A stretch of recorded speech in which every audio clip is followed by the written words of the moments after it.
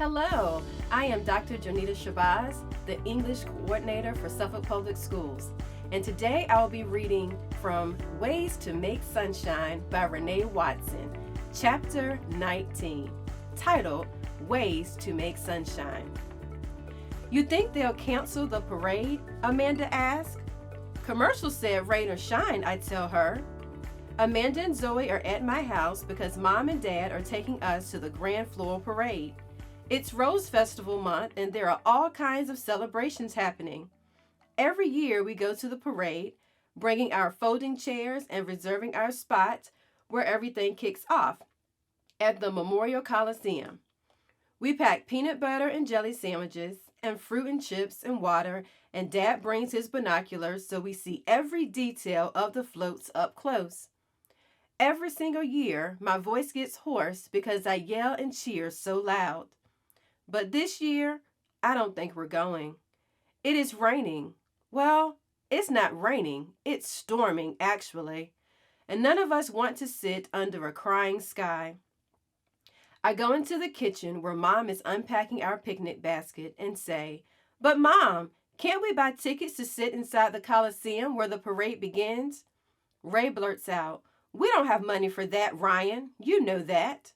"Besides," Mom says, "they're probably all sold out." Well, what are we going to do? Ray walks out of the kitchen saying, "I'm going to play video games with Dad." I look at Mom and she doesn't even let me get another word out. "Ryan, there's plenty to do here at the house. Use your imagination." "But we wanted to go to the parade." "I did too, sweetheart, but that's not what's happening today. We'll still get to do something for Rose Festival. We'll go to the city fair next weekend." "But Mom." "Ryan, what do you want me to do? I can't control the weather. You've got company. Go play with them. The three of you should be able to come up with something." She unpacks the last of the lunch and says, "Let me know when you're ready to eat." Mom walks into the living room and grabs her knitting needle. I stand in the kitchen looking at the wicker basket Mom had taken out. The blankets and chairs we were going to bring that are already at the back door, ready to be loaded in the car. I pick up one of the chairs and the blanket and take them to my room.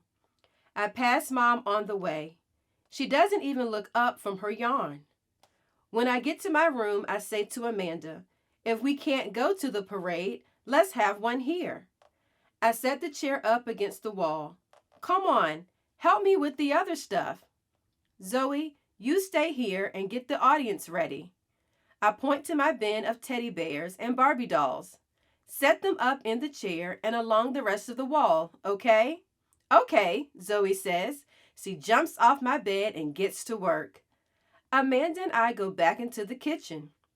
We get the other chairs and the food Mom put away.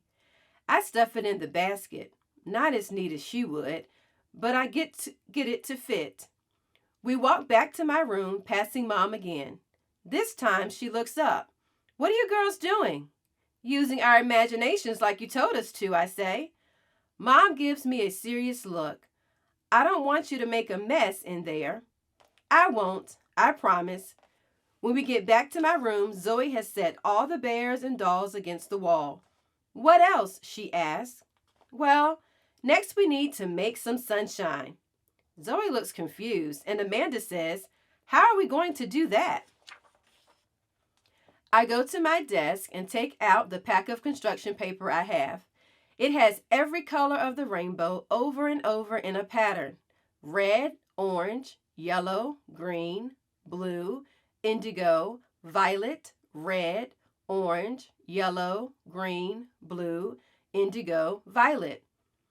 I pull out all the yellow paper, then grab scissors and 3 pencils. "Let's make suns and we'll cut them out and tape them all over my room." Zoe spreads out on the floor and gets to drawing. Her circles aren't that great, but I like that she puts a smiley face and big brown eyes on every sun she makes. Amanda says, "Zoe, I'll cut them for you, okay?" We make all different shapes and sizes of suns, and I tape them on the wall, on the window, on my closet door. We make clouds too, big and white like the fluffy ones that should be in the sky on a day when there's a parade. It's still not that bright, though, Amanda says. We think and think and think, and then I shout, I know. I go to the lamp on my desk and turn it on. It's the kind that twists and turns all kinds of ways. So I bend the lamp, turning the light up so it shines toward the ceiling. Wow, it's so much brighter. Do you have another one? No, but Ray does in his room. We probably should ask first, but Ray is at the arcade with Dad. So I just tiptoe to his room, walk over to his desk, unplug his lamp, and run back to my room. Once we have Ray's light on and the blinds pulled all the way up so the natural light can come in, the room looks bright. We lay out the blanket and unpack the picnic basket, and everything is ready. But who's going to be in the parade? Zoe asked. I smiled. We are. Yeah, we can each take turns, Amanda says, and we can use Ray's scooter so we have something to ride on. We can pretend it's the float. He doesn't even ride it anymore. I don't know why he still has it. This means I have to go back to Ray's room. This time I must not tiptoe soft enough because Mom calls out, Ryan, what are you doing in Ray's room? Nothing. Ryan, I'm not doing anything. I just needed to get something. I pull the scooter to my room and close my door. Ryan, you should go first, Amanda says. You can be one of the Rose Festival princesses. That was the whole reason why we wanted to go to the parade. We wanted to see the Rose Festival court. 14 girls, one from each Portland Public High School, are chosen to be princesses. They get to do all kinds of amazing things like meet the mayor and talk about things that matter to them. They get to travel by tour bus and take a trip to Pendleton and ride horses. The two best things are that they get to have a whole new wardrobe and all of them dress alike everywhere they go. Plus, they get to be in the grand floral parade.